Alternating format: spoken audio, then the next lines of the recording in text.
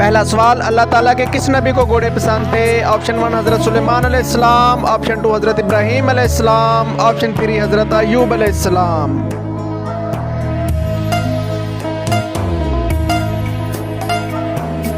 इसका सही जवाब है हज़रत सुलेमान अलैहिस्सलाम। दूसरा सवाल, औरतों के लिए पर्दे का हुक्म किस हिजरी में नाजिल हुआ?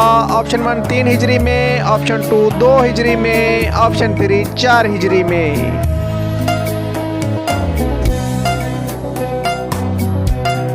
सही जवाब है 4 हिजरी में। तीसरा सवाल, हज़रत दाऊद अलैहिस्सलाम का लक़ब क्या है? Option 1 Kalimullah, option 2 Najibullah, option 3 Habibullah.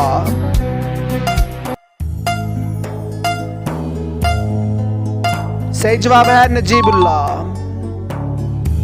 आखिरी सवाल, हज़रत मोहम्मद सल्लल्लाहु अलैहि वसल्लम की रज़ाई बहन का नाम क्या था?